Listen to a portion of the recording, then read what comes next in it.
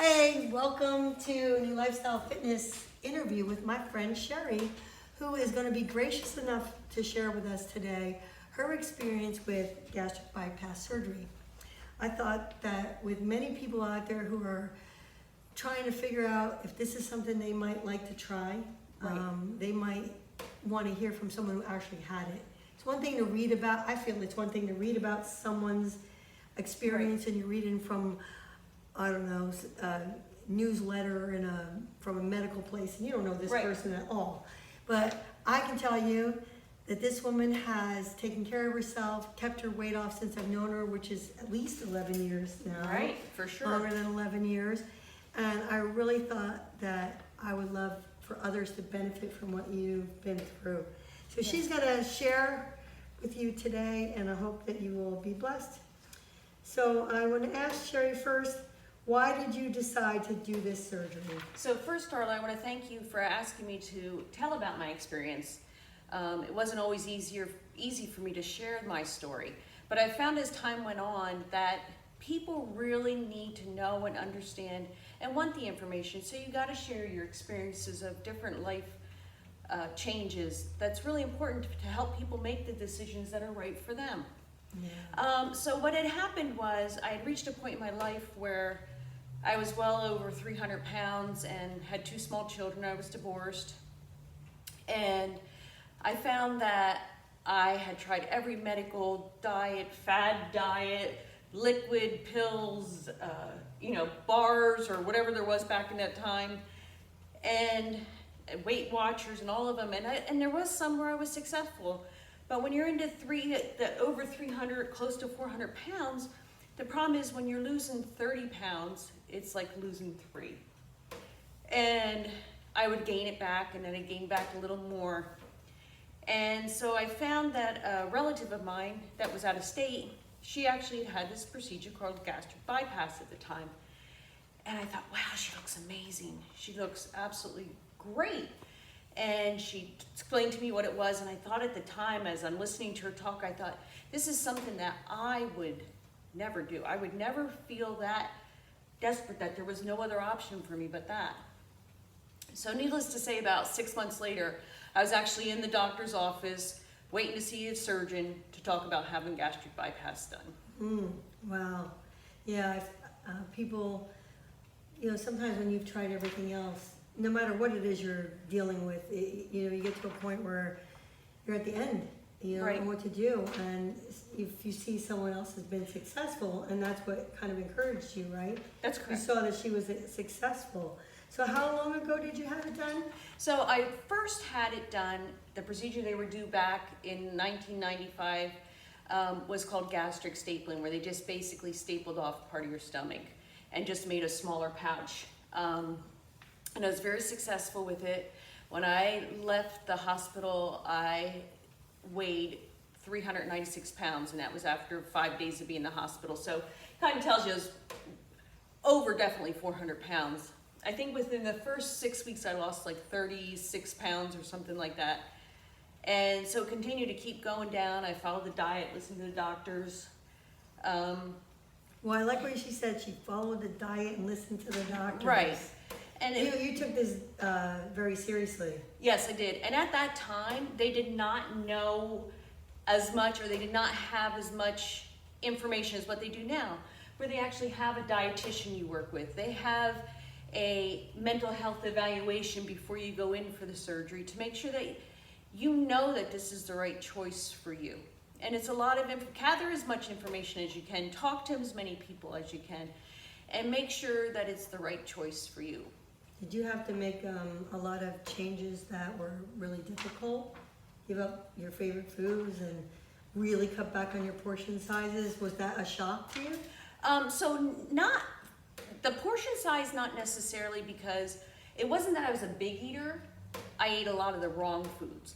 I ate a lot of fast foods. I ate a lot of the quick stuff, and just not eating healthy and not having the exercise, or being able to burn the calories that I was taking in. And so it led to a lot of the weight gain. I went through a divorce and I had the stress of that. So there's a lot of factors that play into it. And so yes, it is changing. It is a lifestyle change. It's a food change. And it is definitely what I tell everybody is a tool, is not an answer all. Oh, okay, that's really good. How did your body respond after the surgery? So yes, it is, now I had to have a major cut because of having prior surgery, but a lot of it can be done laparoscopy. But you are, down, you feel the difference. I mean, if any type of surgery, you feel it. Your muscles are sore, and you don't realize how much you use your stomach muscles. So things are tender. Then you're adjusting to the eating habits of smaller portions. At the time I had to eat like ground portions, soft food. There's a lot of foods that you don't have into your diet right away, like, some of the roughage and things. So it is definitely adjustment, and you are eating, your portion size is extremely smaller, like the size of like a NyQuil cup. So you do have a lot of things that are changes. And just being aware of your body and what works for you is one of the most important things. I think you mentioned also that in 2001 you had to have a repair. Right, so in 1995 I had that gastric stapling. In 1997 I had it converted to the Roux-en-Y, which was just a more advanced procedure. And then what happened was, because he had done that conversion, he didn't actually cut the stomach away. And what happened was I had a leak where the food was going from the top stomach and dropping into the bottom stomach. And I started gaining some weight, and I could actually feel the food dropping first into the first stomach and then into the second stomach. And thankfully, having a good surgeon and being clear about what I was experiencing, we went some tests and we found out there was leakage, and he went in and repaired it. So, you had a really good surgeon, and you trust that he was very knowledgeable about what he was doing, and he could answer your questions and help you. How did you choose your surgeon? So what had happened was, because the person that I'd heard about it was from another state, I looked, when I came back and I finally had reached that point where I needed to go find a surgeon, I didn't know where to start. So I looked in the phone book. Back then you used your phone book. And looked under surgeons. And then I happened to remember that my dad had a vascular surgeon, and I thought, well, I'm going to start there and see if they know of anybody or could point me in the right direction. And just so happened that the office I called, doctors that were affiliated with him within that office did the procedure. Wow. And so it was just almost like it was meant to be, type of like thing. a little miracle there, right? Right. Wow.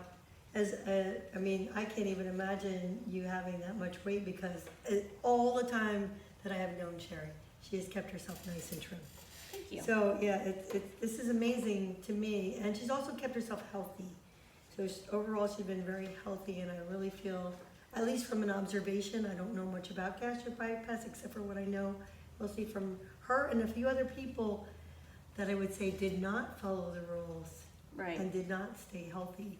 So that's another thing I asked Sherry to do this for, is because I really want to encourage those who have already done it to make sure you follow the rules, and those who are considering it to not take it lightly, because if you don't take care of yourself, you won't have this long range good effect like she's had. Right, and so Darla, too, one of the things that's important is finding what works for your body. And like I said, there is a lot of life changes. I don't eat bread, or very rarely. And let's face it, when we're involved or interact with people, if I said to Darla, like, hey, let's get together on Friday and go do something, 9 times out of 10, the events that you're involved in involve food or drink or something like that. And what you need to do is be prepared. Be prepared, know what your body can tolerate. And what I used to do is I would look, hey, where are we gonna go? Oh, we're gonna go to Charlie's place or something. I would look it up in their menu and see what was on the menu ahead of time to find something that I know I would be able to eat. So that I didn't get into a situation where I ate something and it got stuck, I started gagging, or I had the dumping syndrome. So it's all things that you need to pay attention to your body and learn what works for you. I think that's superb advice even for people who haven't had gastric bypass to be properly prepared